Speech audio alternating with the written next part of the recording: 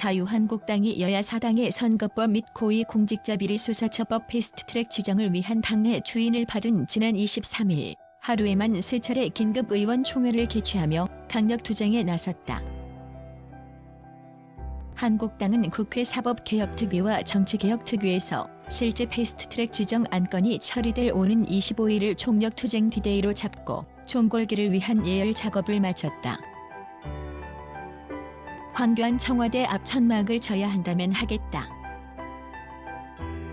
한국당 지도부는 이날 소속 의원들을 3차례 모으며 당내 결집에 나섰다. 거듭된 반대 메시지 전달에도 청와대와 더불어민주당이 별다른 반응을 보이지 않고 한국당을 패싱하자 4월 국회를 전면 보이콧하고 장외투쟁에 나서겠다고 으름장도 놨다. 정치권에선 황 대표가 취임 후 첫 시험대에 올랐다고 입을 모았다. 이를 감안한 듯 황 대표는 이날 청와대 앞에서 천막을 치고 농성에 들어갈 수도 있다는 뜻을 밝히며 천막 당사 카드까지 꺼내들었다. 황 대표는 의원총회에서 국민과 함께 싸워나가야 한다. 왜 싸워야 하는지, 무엇을 지켜야 하는지 국민들에게 정확히 알리고 동의와 지지를 받아야 한다고 목소리를 높였다. 그는 이어 모든 수단을 동원해 나부터 선봉에 서겠다. 거리에 나서야 한다면 나설 것이고 청와대 앞에 천막을 쳐야 한다면 하겠다. 일치단결해 싸워 이기자고 호소했다. 그는 쉰 목소리로 목숨을 걸고 끝까지 투쟁하겠다고도 했다. 이에 한국당의 한 핵심 관계자는 내년 4월 총선을 앞두고 현직 의원도 아닌 황 대표가 과연 100여 명이 넘는 소속 의원들을 이끌고 강력한 여당과 맞설 수 있을까 하는 의문이 들기도 했다며 하지만 이번에 확실한 전투력을 보여주면 내년 총선은 단일 대우가 가능해진다. 싸워야 할 시기고 대의 명분도 확실하다고 전했다. 야당 끝장 투쟁의 상징, 선거의 여왕 박근혜 탄생시킨 2004년 천막 당사 재현될까? 천막 당사는 별로 힘이 없는 야당이 벼랑 끝에 선 심정이라는 점을 대내외에 알릴 수 있는 마지막 카드다. 집단하면 개고생이라는 속담처럼 따뜻한 국회와 의원 회관을 떠나 풍찬 노숙을 하며 전하고자 하는 정치적 메시지를 강조할 수 있다.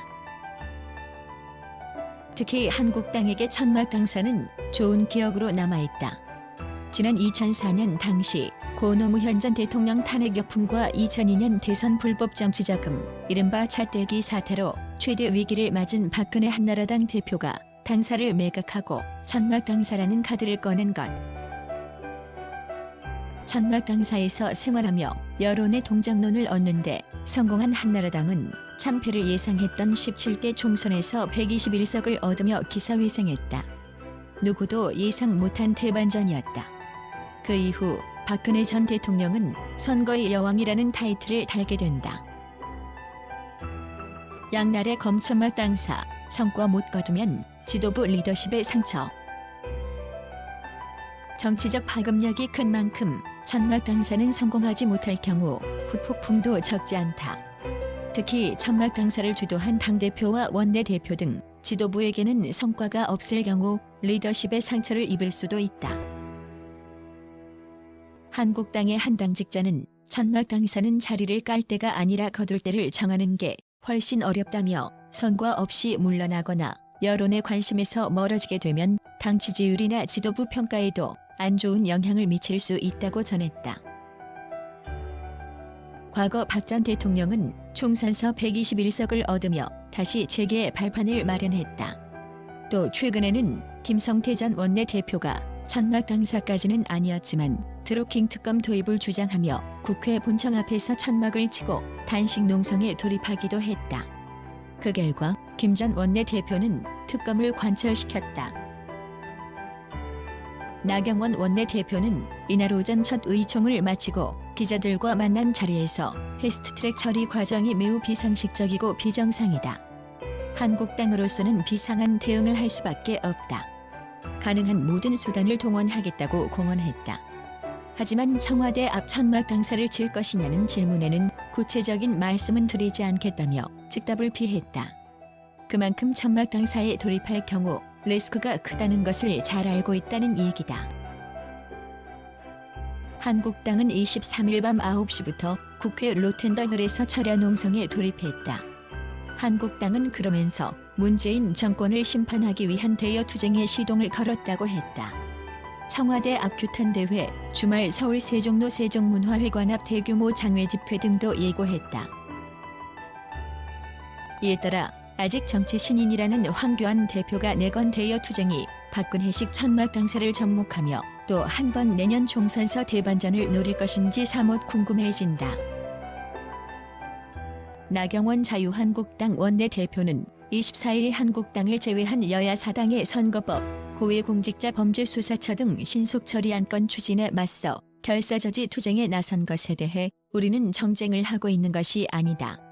이해관계로 싸우는 것도 아니다라며 이전선은 헌법 수호 세력과 헌법 파괴 세력의 대치, 자유 세력과 반자유 세력의 대결이라고 주장했다. 나 원내대표는 이날 오전 국회에서 열린 비상의원 총회에서 이렇게 말하며 의회 민주주의자들과 의회 무력화 세력의 투쟁이며 시장 경제냐 계획 경제냐의 갈릴김이다. 시장 경제의 가치를 우리가 지키지 않으면 다음 세대는 절망과 불행의 대한민국에서 살게 될 것이라고 지적했다. 나 원내대표는 홍영표 더불어민주당 원내대표가 국가보안법 개정의 실패를 반복하지 말자며 공수처법 처리를 위해 양해를 구했다며 이를 통해 저는 두 가지를 느꼈다고 전했다. 나 원내대표는 첫째, 국보법에 대한 적개심이 여전히 집권 여당의 영혼을 지배하고 있다는 것이라며 둘째는 연동형 비례제로 좌파 연합 세력이 과반을 넘어 개헌 의석수를 확보하면 어떻게 될지 순간 아찔했다고 밝혔다. 그는 연동형 비례제로 좌파 연합의 의회 독점을 시도하고 민생 파탄으로 여당의 단독 과반이 어려우니 2중대, 3중대를 만들어 국민의 눈을 속이고 200석 규모의 좌파 연합을 구축하려는 것이라고 주장했다. 특히 다음 수순은 바로 개헌이다라며 자유민주주의의 파괴와 삼권 분립 해체, 시장 말살 개헌이 될 것이다.